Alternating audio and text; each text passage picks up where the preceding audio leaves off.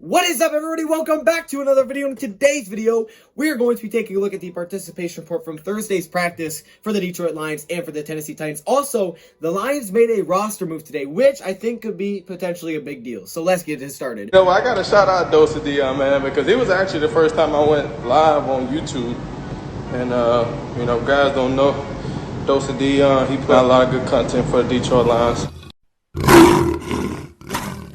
Welcome everybody to another video. Glad you guys are here, and we got the participation report once again to check out. Now, yesterday's injury report video was a little bit strange. I was in the car for the second half, and I had to kind of quickly do that one because, you know, I was trying to get that video out on time as quickly as possible, but it still was late anyways. But today we're gonna be better. Okay, we're gonna be better today. I'm telling you, we're gonna do good. We'll be better. All right, so we're going to start with the Detroit Lions first. But before we get into the participation report, I just want to touch on the roster move that the Lions made. And I think this is a big roster move for a few reasons. The Lions have signed veteran cornerback Tramaine to the practice squad and released special team / cornerback DoseOfDion.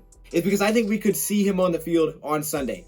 Reason being, you don't just release a guy like DoseOfDion who helps you on special teams and, you know, he's someone that maybe could develop. He's been there for a while, right? He's a guy that's been there for a while just for any reason. I think the reason that they did this is to see if he could potentially play on Sunday because the Lions are depleted as heck at cornerback, especially with Darryl Roberts dealing now with an injury. If you don't have Darryl Roberts, you're already missing Okudah and Desmond Trufant. You're looking at Amani Oruwariye. You're looking at Justin Coleman, and you really don't have an outside cornerback because Darryl Roberts was playing that role. So you're super injured at corner. Someone said it in the last video, I think when we signed Jordan Ta'amu, they're like, hey, we need to sign some corners. You're right, we do. Now, DoseOfDion has been good for us on special teams, but we've really never asked him to do much at the cornerback position.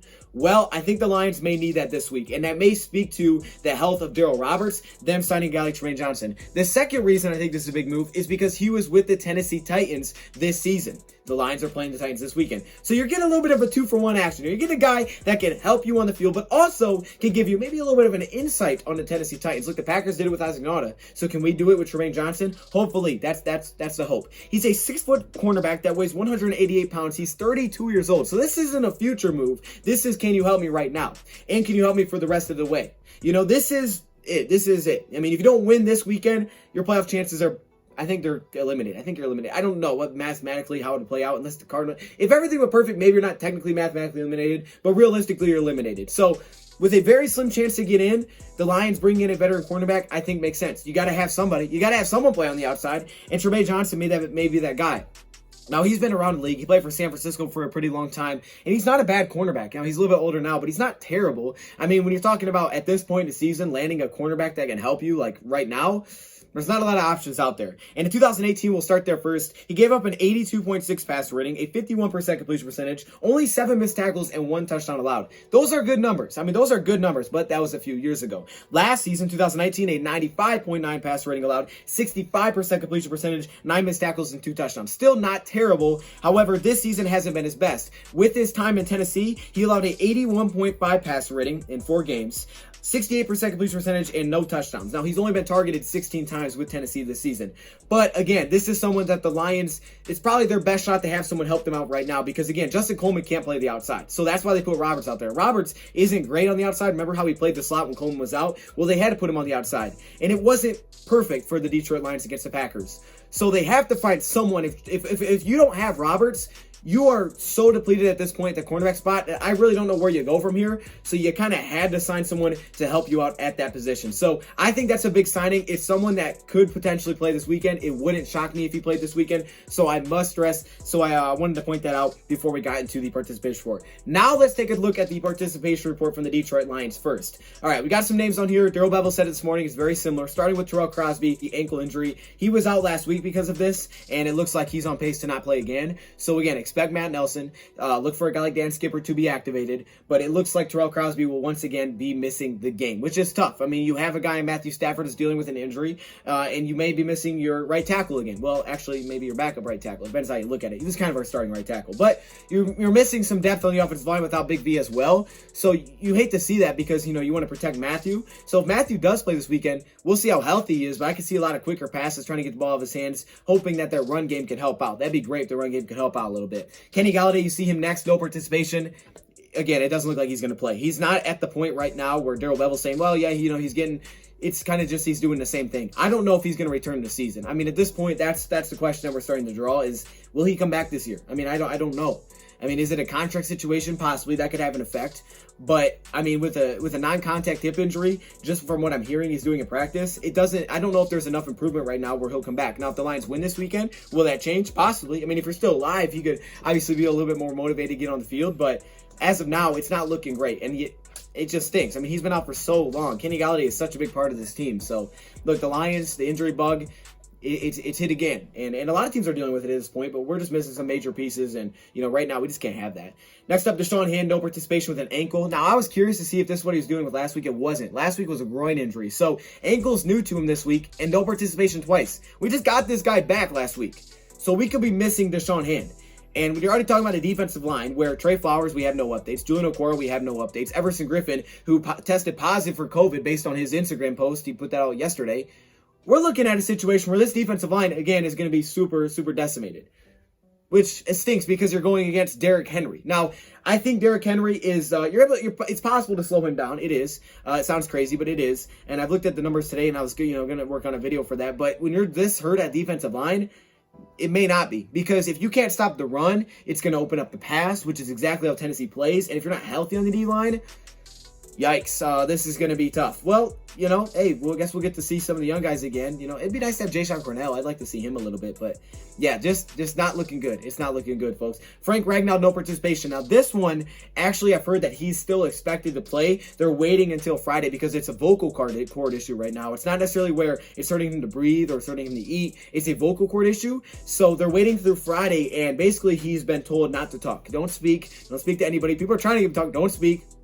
Be silent. So he's not participating, and they're just going to let that rest. They're just saying, don't talk for the week. He's not going to speak throughout the week, and he's another one of those guys that could be like Matthew Stafford, with no participation, then he plays, but they're going to reevaluate him tomorrow and see where he's at, but they don't want him to talk. And you know what? That's kind of a weird way to heal, but it's kind of it's just a strange injury. To think that we had that happen and Trey Flowers gets the hand in the face calls last year, I don't know. Okay, it's just the Packers thing. Darrell Roberts, no participation. We just touched on it with that hip injury. Looking like he may not play this weekend. So Tramaine Brock is going to be could be a very big signing this weekend. I actually really do expect him to be brought up if possible. Matthew Stafford, no participation. No surprises there. It wasn't expected that he would practice today. And tomorrow's a big day. Will he practice tomorrow? I don't know. Again, Daryl Bevel said that he doesn't need to practice to play, so we'll see if they can get him back tomorrow. But again, letting him rest, which is the right move to do. Now, here's where we get into limited. John Pennicini, good news there. Still participating a little bit. We need you, John. We don't got you, John. We got nobody on that D-line. Pennicini, we need you out there. So it's at least good to see limited. But after that, you got all fulls. I mean, Austin Bryant full, which is good because he's had a very injury-plagued history with the Lions, so it's good to see that even going back to college. Jason Cabada, from no to full. That's good. So he got healthy. You can see it was an illness, so he's maybe dealing with something. Good to see him getting healthy. CJ Moore, full participation again. So we'll know. Who knows if Bobby Price will be brought up, but maybe not because Tramaine Brock will be, in my opinion. CJ Moore, we already touched on that. Adrian Peterson, full participation. Adrian Peterson is going to get it all, give it his all. So, I expect to see him on the field now. And Tracy Walker, full participation. That's nice. We've had to deal with some injuries in the safety group. At least the safety group's healthy. I mean, not a lot of our groups are healthy, but the safety group is. So, look, not a lot of changes there. Just kind of maybe reinforcing who may play and who may not. But we're still waiting on Stafford and Frank now. Those are the two biggest things. We'll see if they can go. On to the Titans side of things for today. The guys you saw yesterday, Dennis Kelly, Roger Saffold, both of those still no participation. Those are two offensive linemen that are big for them. So with the Lions deplete that defensive line and you're thinking, how are we going to stop the run?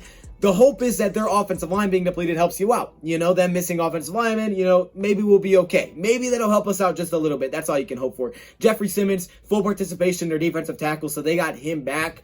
It'll be nice, to have Frank Ragnow if he can play, but obviously you got to let them vocal cords rest a little bit. You got G off here. I don't know if it's Swame. I can't remember exactly how you say his name, but he did not participate once again, so they're missing their tight end. Kenny Vaccaro, their safety with an illness, limited, so he's getting back, feeling better. That's good. A.J. Brown did not participate. That is big. A.J. Brown with his ankle. He was limited yesterday. I'm thinking, okay, I'll play. A.J. Brown did not. If A.J. can't play, which I'm not saying he can't, could be just, taking it slow, but if he can't play, that's huge because we're hurt really everywhere defensively. Linebacker, defensive line, cornerback, whatever. But again, you're missing your top wide receiver. That could be huge for us. Now, Christian Fulton, full participation. It looks like Christian will probably get the go, the rookie corner out of LSU. Limited participation again from Adoree Jackson. Ben Jones, this is a big one. Their center, full participation. So it's like Ben Jones good to go. Interesting one here, Derrick Henry, but it's not injury related. So maybe they were just, limiting, trying not to go too hard for him. But for me, it's that offensive line. If they can miss some pieces on the offensive line, awesome, because it helps us, because our defense line, you already know we're going to be missing pieces. And we haven't got updates, like I said, on Julian, Trey, or Everson.